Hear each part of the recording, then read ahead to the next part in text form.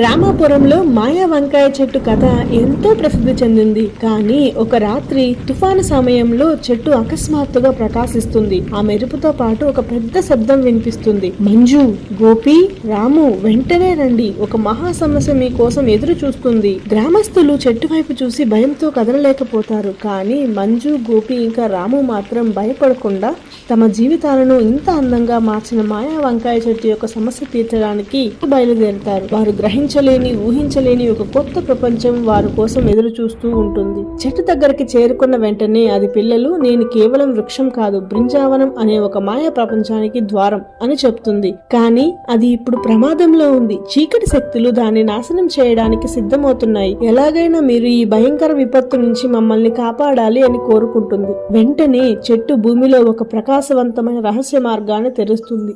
ఈ రహస్య మార్గంలో అడుగుపెట్టి బంగారు వంకాయని కనుక్కోండి, అది మా ప్రపంచానికి శాంతిని తీసుకుని వస్తుంది అని చెప్తుంది. చెట్టు మాటలు విన్న వెంటనే మంజు, రాము ఇంకా గోపి ఆ బృంజావనంలోకి వెళ్లి బంగారు వంకాయని తేవడానికి ఒప్పుకుంటారు. వాళ్ళు రహస్య మార్గంలో అడుగు పెట్టిన వెంటనే ఒక మాయా ప్రపంచానికి ప్రవేశిస్తారు. అక్కడ ప్రకాశించే మొక్కలు, మాట్లాడే జంతువులు మరియు ప్రకాశవంతమైన చెట్లు కనిపిస్తాయి. వారు బృంజావనంలో ప్రయాణం మొదలు పెట్టారు.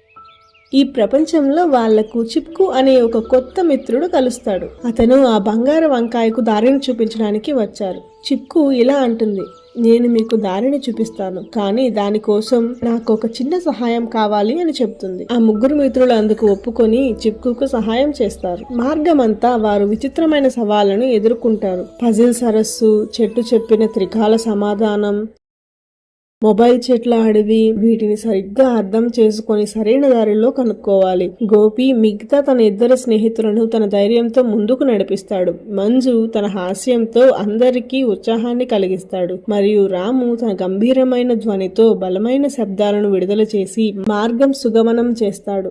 అన్ని సవాళ్లను ఎదుర్కొని చివరికి వారు ఒక పెద్ద బంగారు వంకాయను కనుగొంటారు. కానీ అది ఒక వంకాసురుడు అనే డ్రాగన్ సంరక్షణలో ఉంటుంది. ఆ ముగ్గురు పిల్లల్ని చూసిన డ్రాగన్ ఇలా అంటుంది, చూడండి పిల్లలు, మీరు దీన్ని తీయాలంటే మీ గుణాలను నిరూపించాలి. శక్తితో కాదు, తెలివితో ఈ సవాలును పూర్తి చేయాలి. ముగ్గురు పిల్లలు కూడా ఆ సవాలును ఎదుర్కోవడానికి కలిసికట్టుగా పనిచేస్తారు. రాము తన గొంతుతో వంకాసురుడును సానుభూతితో శాంతింపజేస్తాడు. మంజు తన హాస్యంతో దృష్టిని మరలిస్తాడు. గోపి తన తెలివితో బంగారు వంకాయని సురక్షితంగా తీసుకురావడంలో పూర్తి చేస్తాడు. ఇలా ముగ్గురు స్నేహితులు ఒకరికొకరు సహాయం చేసుకుంటూ కష్టాలలో కలిసికట్టుగా నిలబడి విజయాన్ని సాధిస్తారు.